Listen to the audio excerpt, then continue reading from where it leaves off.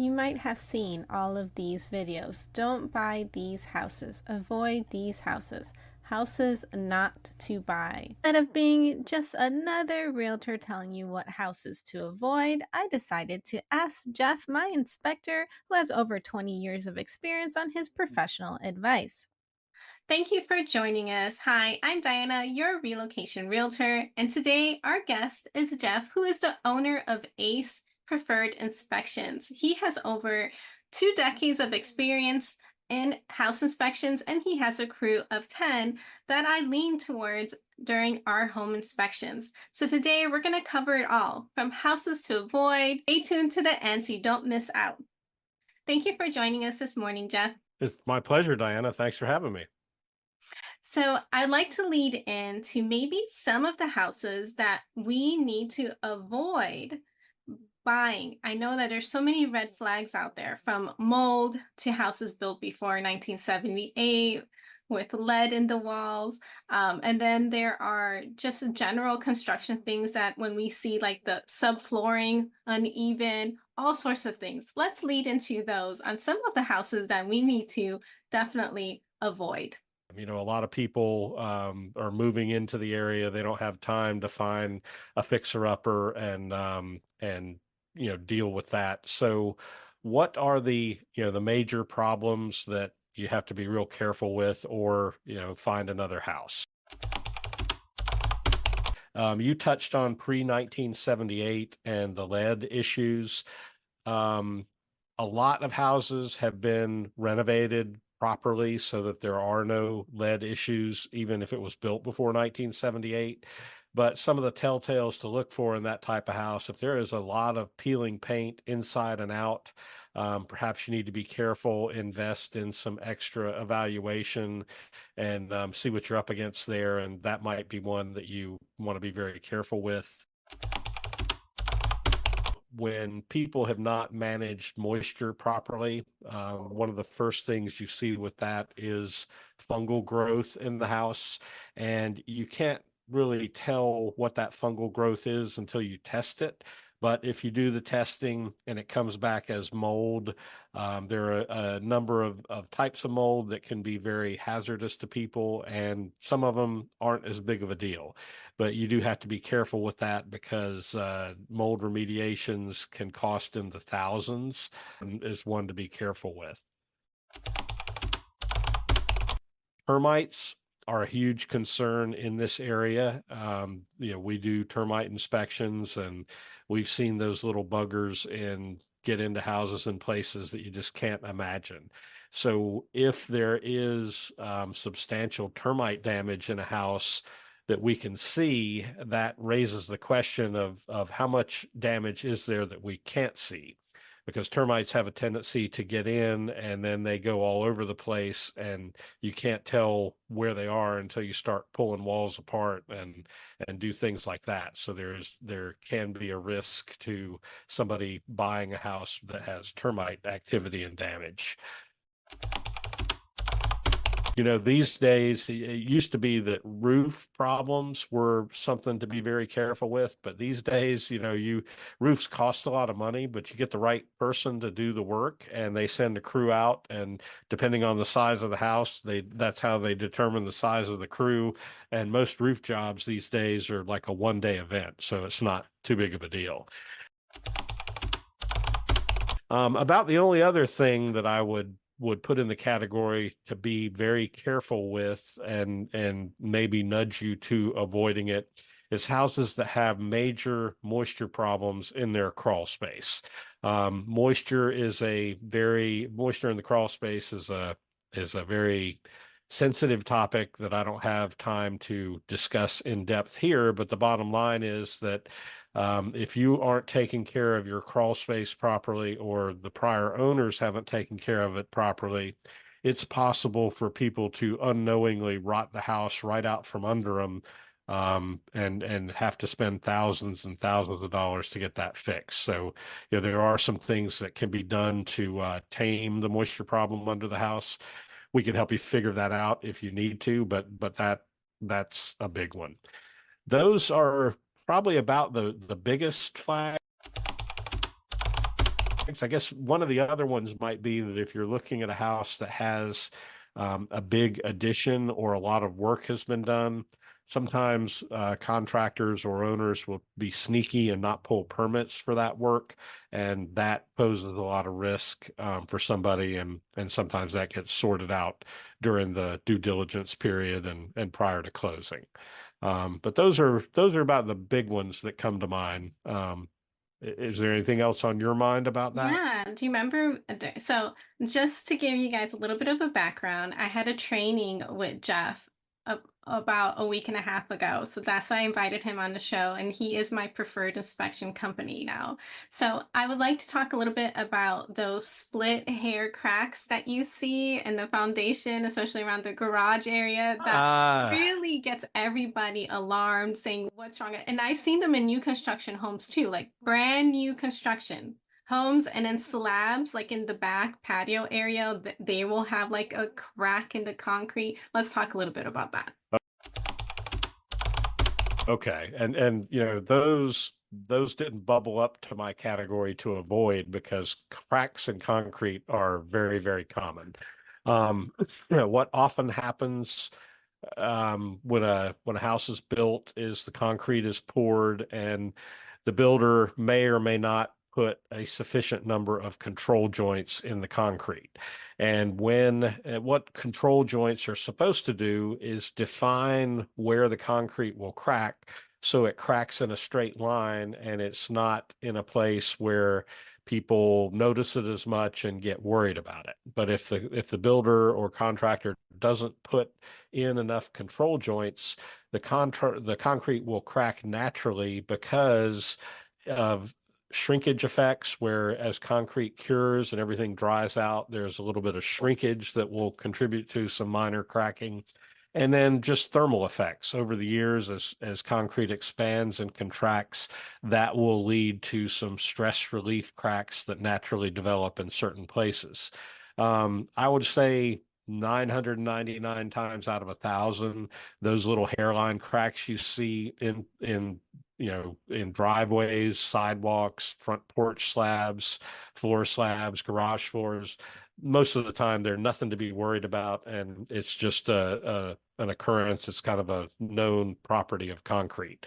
I do spend a lot of time explaining that to people, because you are exactly right. People see a crack and they think, "Oh my goodness, major structure problem. You know, I need to be careful with this." And really, it's very common for those cracks to be there. Sometimes people will change the flooring in a house that's 5 or 6 years old, and when they rip off that old carpeting or whatever that covers up the slab, and they find the cracks, and they start to get really concerned. But they're going to be there in every house. If you buy new construction, typically those cracks will show up even before the house is finished and the flooring goes down the first time.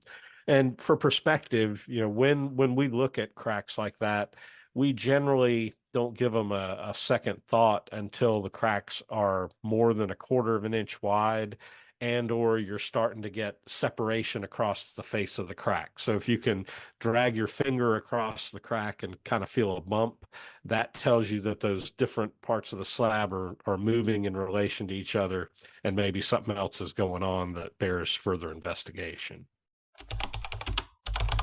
And talking about flooring, what about uneven flooring? Sometimes you walk in and you notice that that floor is just, certain parts of the house you're walking in and there's like, oh, there's a dip right there.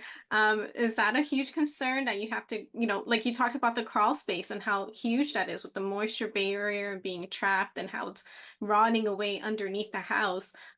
Let's talk a little bit about the uneven floors. Yes. So uneven floors come in a lot of different flavors. Some of them can be problematic, some of them not. And that is why you need a kind of knowledgeable professional to help sort it out for you. Houses are built by humans, concrete slabs are poured by humans, and they are never, ever perfectly flat and level. If you use enough sensitive instrumentation, you'll find that the surface of a concrete slab might have 1/4 to 1/2 an inch of variation very easily in different parts of the slab.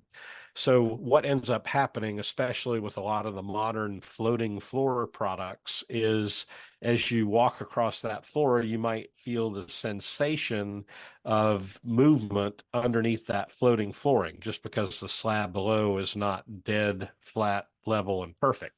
And in those cases, that is not a structure problem. That is just a characteristic of the type of flooring used. So we were happy to explain that to people. If you're on a house that's elevated or on a crawl space and you start feeling those uneven areas, that usually means something has gone on under the house at some point in the past. Either there was moisture damage, maybe there were prior repairs conducted that weren't done perfectly. There's all sorts of moisture related conditions that can cause effects on the flooring.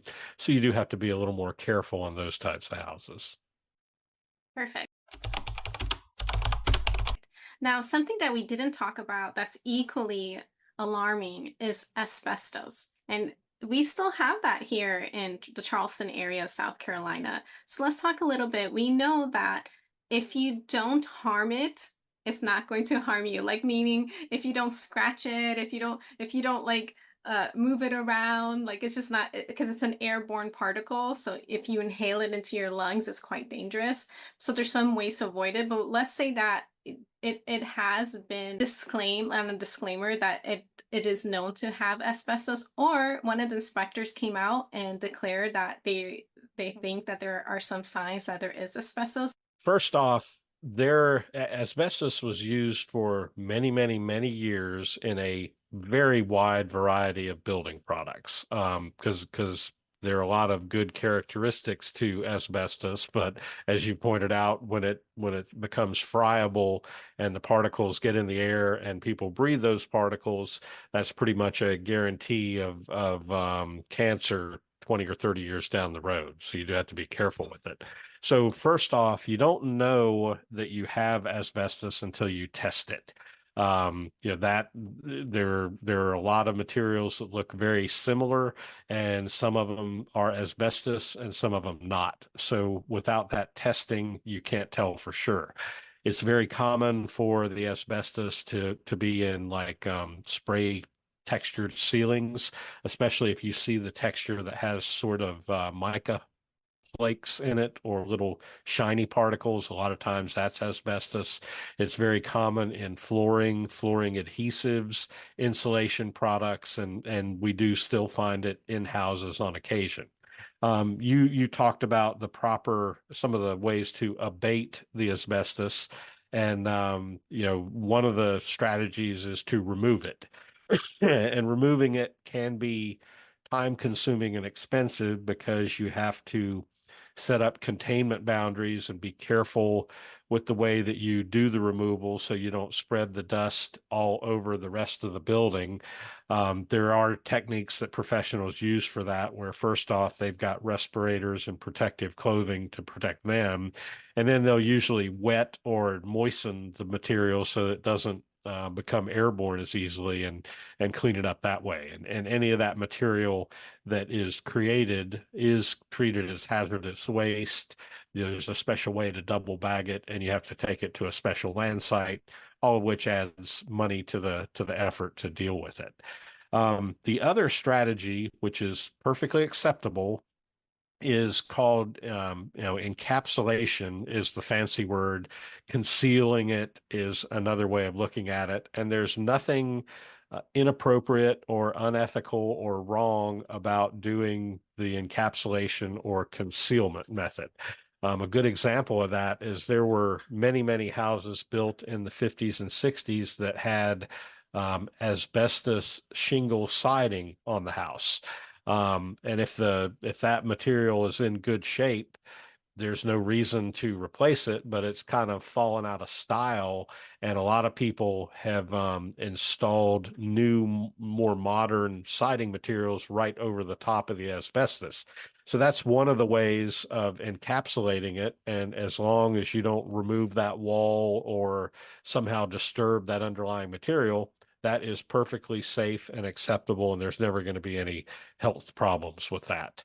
But if you are looking at a house with and you're concerned about that, there are professionals that can come in, test the suspect areas, and then let you know what you're dealing with up front. Well, thank you so much, Jeff, for this conversation and for the service that you provide my clients and all the clients that use ACE preferred inspections. All of our links will be provided below if you want to reach out to me, your relocation realtor, and buying a home in South Carolina, or Jeff and his crew. All the links will be provided below. Thank you again for watching and listening all the way to the end, and we will see you next time. Bye for now. Thanks, Diana. Y'all take care. Feel free to check out any of these videos, and please like and subscribe to the channel so you don't miss out on the next video.